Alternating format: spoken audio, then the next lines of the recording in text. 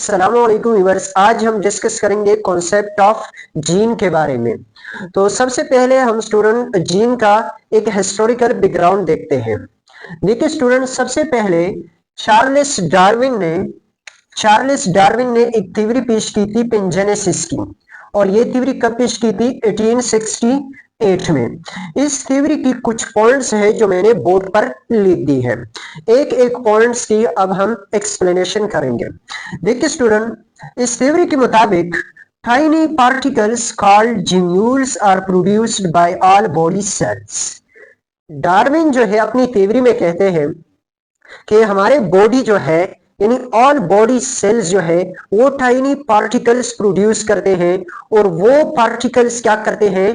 Body के information को क्या करते हैं? लेकर गोनेड्स में एक्युमुलेट हो जाते हैं। तो डार्विन की थ्योरी के मुताबिक tiny particles are produced by all body cells. दूसरा पॉइंट जो है वो ये है, these small particles are gemmules circulate in the blood. Darwin कहता है कि ऑल बॉडी सेल्स जो है वो जिम्यूल्स को यानी टाइनी पार्टिकल्स को प्रोड्यूस करते हैं, और फिर ये जो है ये टाइनी पार्टिकल्स सेल से सीक्रेट होकर ब्लड स्ट्रीम में शामिल हो जाते हैं, और ब्लड स्ट्रीम के अंदर जो है ये क्या करते हैं? सर्कुलेट करते हैं। अच्छा, तीसरा point, gemmules are accumulated in reproductive organs, यानी फीमेल के अंदर ओवरी में और मेल के अंदर टेस्टिस में।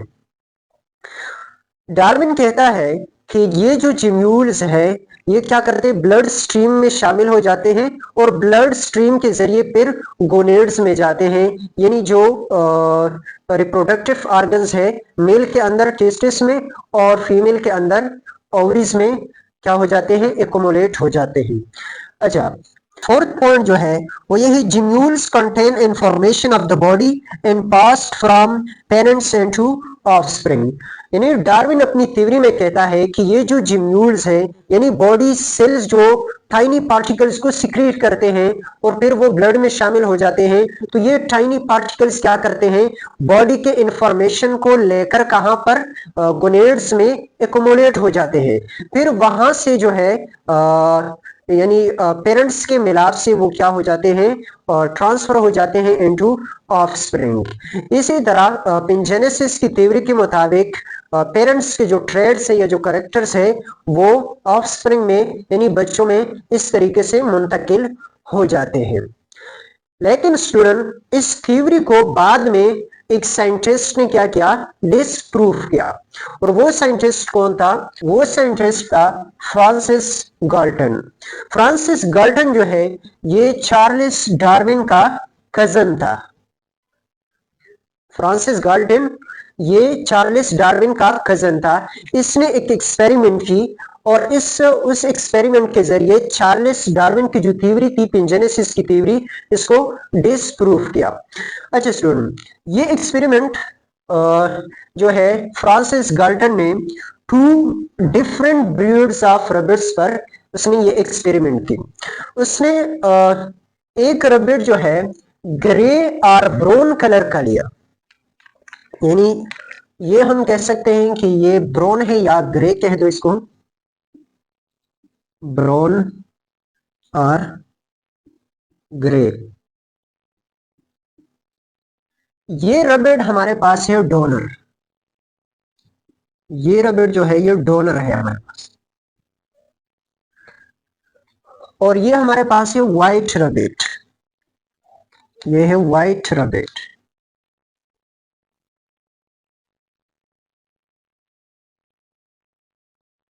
और ये रैबिट जो है ये हमारे पास है रिसिपिएंट। ये रिसिपिएंट है। अच्छा, फ्रांसिस गाल्टन ने क्या किया? देखिए student, Francis Galton transfused the blood from brown और grey rabbit into a white rabbit. Francis Galton ने ग्रे और ब्राउन रैबिट से क्या किया? ब्लड को कलेक्ट किया। फिर इस ब्लड के साथ क्या किया कि इस ब्लड को इंजेक्ट किया इनटू द व्हाइट रैबिट। फिर देखिए, आफ्टर सेवरल ट्रांसफ्यूजन्स, यानी कई बार इस एक्सपेरिमेंट को किया, बार बार इस एक्सपेरिमेंट को दोहराया। तो देखिए फिर after several transfusions After several transfusions, no baby of the white rabbit shows the resemblance with that of the brown or grey rabbit. अच्छा देखिए स्टूडेंट, फ्रांसिस गाल्टन ने ब्राउन और ग्रे रैबिट से ब्लड को कलेक्ट किया, फिर इस blood को इंजेक्ट किया इनटू द व्हाइट रैबिट। बाद में जब इस व्हाइट रैबिट के बच्चे पैदा हुए तो उन बच्चों के अंदर इस ब्राउन और ग्रे रैबिट की खुसूसियात नहीं थी, यानी ये ब्राउन और ग्रे कलर का था, तो इनके बच्चे भी फेवरली क्या थे, व्हाइट थे, यानी इनकी खुसूसियात व्हाइट रैबिट के बच्चों में नहीं आई, जिससे पता चला कि पिंजेनेसिस की जो थ्योरी है ये गलत है। क्योंकि अगर पिंजेनेसिस की थ्योरी ठीक होती तो फिर व्हाइट रैबिट के बच्चों में ब्राउन और ग्रे रैबिट के खुसूसियात जरूर मौजूद होते, क्योंकि हमने यहाँ से ब्लड को कलेक्ट किया और फिर इस ब्लड के अंदर इसकी जिम्यूल्स होंगे ना, जो कि इस ब्राउन और ग्रे रैबिट के सेल्स ने प्रोड्यूस किए हैं, और फिर हमने इस ब्लड को व्हाइट रैबिट के ब्लड स्ट्रीम में हमने क्या किया, इस ब्लड को इंजेक्ट किया। तो इसका मतलब यह है कि यहाँ की जो जिम्यूल्स है हमने इंजेक्ट किया व्हाइट ब्लड के स्ट्रीम में। अब जब व्हाइट ब्लड के स्ट्रीम में यहाँ पर हमने जिम्यूल्स इंजेक्ट किए तो फिर चाहिए कि व्हाइट रैबिट के गोनेड्स में वो जिम्यूल्स क्या हो जाए, एक्युमुलेट हो जाए, और फिर बाद में जब बच्चे पैदा होते हैं व्हाइट रैबिट के तो फिर चाहिए कि उनके बच्चों में ब्राउन और ग्रे रैबिट की खुसूसियात पाए जाए, लेकिन इस तरह नहीं हुआ, जिसका मतलब यह है कि पिंजेनेसिस की थ्योरी जो है वो गलत है, इनवैलिड है। अच्छा स्टूडेंट, गाल्टन की जो एक्सपेरिमेंट है उनके रिजल्ट्स देखें। उनके रिजल्ट ये है, नंबर 1 सबसे पहले ये कि जिम्यूल्स, पहला रिजल्ट ये है हमारे पास जिम्यूल्स जो है वो gemmules do not circulate in the blood, कि ब्लड में कोई जिम्यूल सर्कुलेट नहीं करता। नंबर 2, ब्लड, अच्छा स्टूडेंट, दूसरा रिजल्ट जो है वो ये है, blood do not carry such particles which carry information of the body, यानी पिंजेनेसिस थ्योरी के मुताबिक जो जिम्यूल्स है वो क्या करते हैं, बॉडी के इंफॉर्मेशन को कैरी करते हैं और गोनेड्स में एक्युमुलेट हो जाते हैं, स्टोर हो जाते हैं।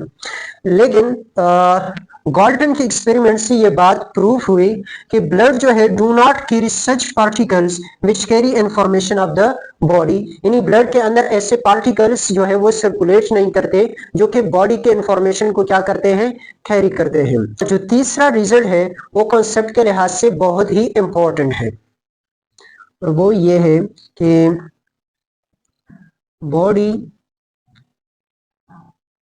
कम्स, अच्छा स्टूडेंट, ये तीसरा पॉइंट जो है वो ये कहता है body comes from gemmules and gemmules do not receive information from the body cells, यानी हमारी जो बॉडी है, जो डिप्लॉयड बॉडी है, ये कहां से आया है, गिम्यूट्स के मिलाप से, यानी मेल एंड फीमेल गिम्यूट क्या करते हैं, फ्यूज करते हैं और बाद में जो है एक ऑर्गेनिज्म प्रोड्यूस होता है, यानी एक पूरी बॉडी जो है वो प्रोड्यूस होती है।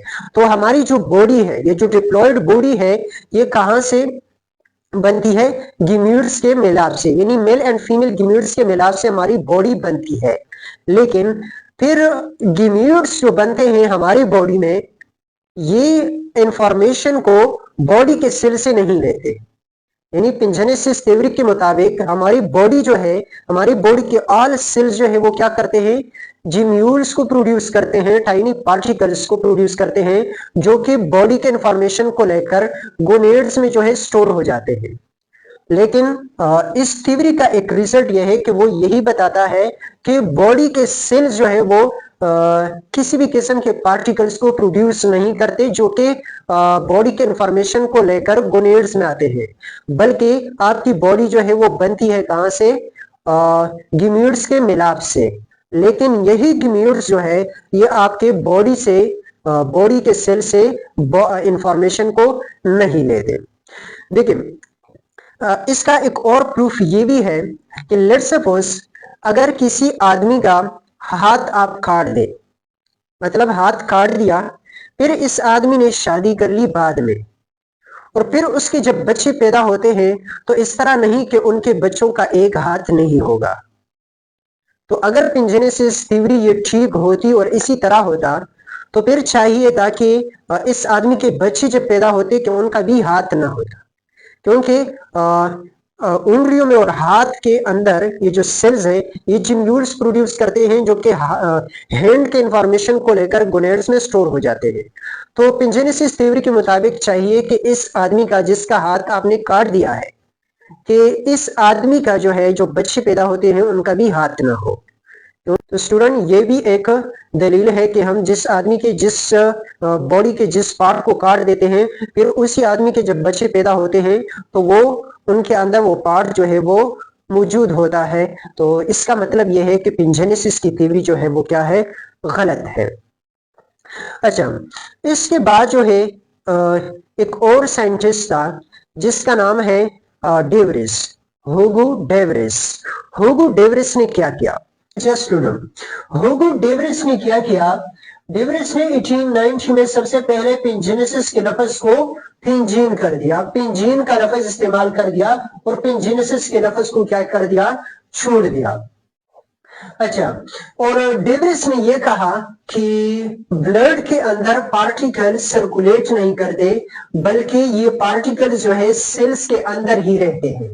तो हम कह सकते हैं कि डेविस ने जो थ्योरी पेश की वो थ्योरी है हमारे पास थ्योरी ऑफ इंट्रासेल्युलर पिंजेनेसिस।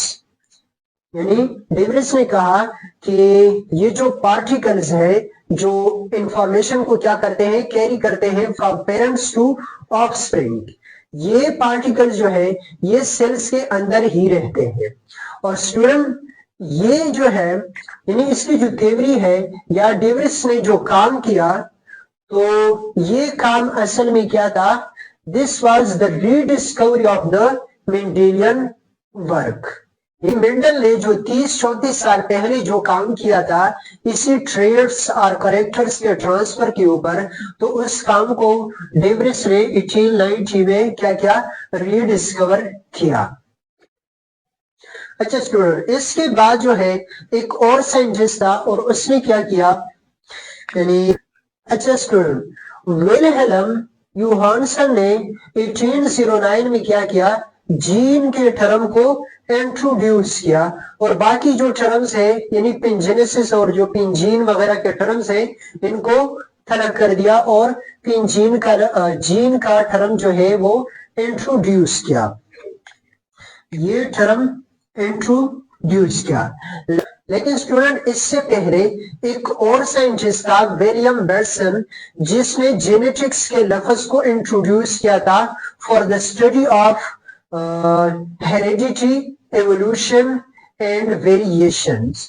तो 1906 में अच्छा स्टूडेंट विलियम बेटसन ने 1809 में जेनेटिक्स का लफ्ज इस्तेमाल किया for the study of heredity, variations and evolution.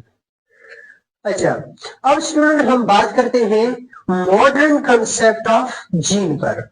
और मॉडर्न कंसेप्ट ऑफ जीन जो है इसकी बुनियाद किसने रखी है। अब अच्छा student, modern concept of gene के मुताबिक जो डिफिनीशन है जीन की वो ये है कि जीन हमारे पास क्या है, a specific short segments of DNA consist of specific sequence of nucleotides which includes the sequence of amino acid for a particular polypeptide or make RNA। Gene जो है मॉडर्न कंसेप्ट के मुताबिक ये हमारे पास क्या है, a short segment of DNA है जो कि स्पेसिफिक सीक्वेंस ऑफ न्यूक्लियोटाइड्स पर मुश्तमिल होता है।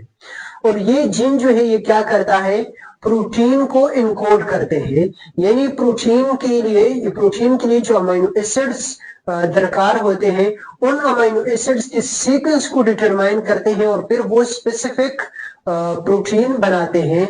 या जो है सम जीन्स जो है वो ऐसे होते हैं स्टूडेंट, वो क्या करते हैं, हमारे पास आरएनए को प्रोड्यूस करते हैं। तो ये हमारे पास मॉडर्न डिफिनीशन ऑफ जीन या मॉडर्न कंसेप्ट के मुताबिक जीन की डिफिनीशन ये है। अच्छा स्टूडेंट, अब ये मॉडर्न कंसेप्ट जो है इसकी बुनियाद किसने रखी है, यानी मॉडर्न कंसेप्ट ऑफ जीन की बुनियाद किसने रखी है? तो ये स्टूडेंट हमारे पास है मेंडल। ग्रेगर मेंडल ने क्या किया है? मॉडर्न कंसेप्ट ऑफ जीन की बुनियाद रखा है। और किस तरह? स्टूडेंट मेंडल का जो वर्क था, इंशाल्लाह इसको हम जेनेटिक्स के चैप्टर में पढ़ेंगे, लेकिन उन्होंने जो एक्सपेरिमेंट्स की है और उनका जो खुलासा है, जो उन्होंने जो इंपॉर्टेंट पॉइंट बताए हैं, वो पॉइंट्स हमारे पास ये है। अच्छा स्टूडेंट, मेंडल्स के वर्क के मुताबिक ट्रेड्स जो है यानी करेक्टर जो कि पेरेंट्स से ऑफस्प्रिंग में ट्रांसफर हो जाते हैं, वो ट्रेड्स या करेक्टर जो है क्या करते हैं? Traits are controlled by discrete units called heredity factors or elements. यानी ट्रेड्स या करेक्टर्स को कंट्रोल करने वाला हमारे पास एक डिस्क्रीट यूनिट होता है, जिसको मेंडल ने क्या कहा था? फैक्टर कहा था, हेरिडिटी फैक्टर, या इसको एलिमेंट कहा था। आज हम उनको स्टूडेंट कहते हैं जीन्स। यानी मेंडल ने क्या कहा था? फैक्टर कहा था, फैक्टर्स। आज हम उसको क्या कहते हैं? जीन कहते हैं, जीन्स कहते हैं। इसी तरह स्टूडेंट मेंडल के मुताबिक, अच्छा स्टूडेंट, मेंडल के मुताबिक each organism has two copies of each factor. यानी हर फैक्टर की एक कॉपी जो है वो जरूर होती थी। आजकल हम इन कॉपीज को क्या कहते हैं? अलील्स कहते हैं। यानी ट्रू फैक्टर्स की बात जो मेंडल करता था, ट्रू फैक्टर्स यानी एक दूसरे की कॉपी होगी, तो आजकल हम इनको क्या कहते हैं? अलील्स कहते हैं, अलील्स। इसी तरह स्टूडेंट मेंडल के जो लॉज ऑफ इनहेरिटेंस है, वो लॉज जो है आज भी क्या है? वैलिड है विद सम एक्सेप्शनल केसेस। लेकिन स्टूडेंट्स, मेंडल ने इतना इंपॉर्टेंट काम किया था, लेकिन फिर भी जो है वो उस दवर में मशहूर नहीं था। तो स्टूडेंट, मेंडल को क्यों इग्नोर किया गया था? इसकी कुछ वजूहात है। अच्छा स्टूडेंट, मेंडल को क्यों इग्नोर किया गया था? उसकी जो है पहली वजह जो है वो ये है कि 1859 में जो है डार्विन ने थ्योरी ऑफ इवोल्यूशन पेश की थी, और ये थ्योरी जो है यानी ये एक टॉपिक बन गया था, जिसको मतलब साइंटिस्ट बहुत ही ज्यादा डिस्कस कर रहा था। और तो उस दौर के जितने भी साइंटिस्ट थे, उनकी तवज्जो की जो मरकज था वो थ्योरी ऑफ इवोल्यूशन की। तो सारे जो साइंटिस्ट थे वो इसी थ्योरी ऑफ इवोल्यूशन पर क्या करते थे? डिबेट करते थे। तो इस वजह से मेंडल का वर्क जो है वो उसकी तरफ तवज्जो साइंटिस्ट ने नहीं दी। दूसरी वजह जो है वो ये है, अच्छा सुनो, दूसरी वजह जो है वो ये है कि मेंडल ने जिस रिसाले में अपने वर्क को, यानी उसने जो वर्क किया था, जो एक्सपेरिमेंट्स किए थे, उन एक्सपेरिमेंट्स को जिस रिसाले के अंदर पब्लिश किया था, वो रिसाला अननोन था, यानी ज्यादा मशहूर रिसाला नहीं था।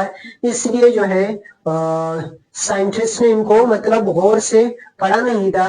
इसलिए जो है मेंडल का वर्क जो है, मेंडल ने जो काम किया था या जो एक्सपेरिमेंट्स किए थे, वो एक्सपेरिमेंट्स जो है इग्नोर किए गए थे up to a long time. तीसरी वजह जो है वो ये है स्टूडेंट, अच्छा सुनो, तीसरी रीजन जो है वो ये है कि scientist are not familiar with the statistical representation of the experimental data. यानी उस दौर के जो साइंटिस्ट थे वो किसी एक्सपेरिमेंट के स्टैटिस्टिकल रिप्रेजेंटेशन को अच्छी तरीके से नहीं समझते थे। इसलिए उन्होंने जो है मेंडल के वर्क या मेंडल के एक्सपेरिमेंट्स की तरफ तवज्जो नहीं दी। बाद में जो है स्टूडेंट 1900 में तीन साइंटिस्ट थे, उन्होंने जो है मेंडल के वर्क को रीडिस्कवर किया। और वो साइंटिस्ट जो है कौन है? वो साइंटिस्ट हमारे पास है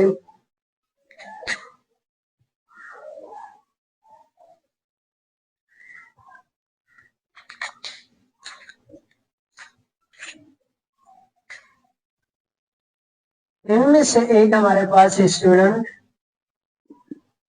हुगो डेवरिस,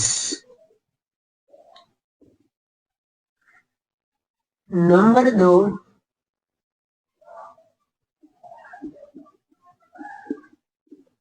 एरिक वॉन, तीसरा साइंटिस्ट जो था वो था डी कोहेंस।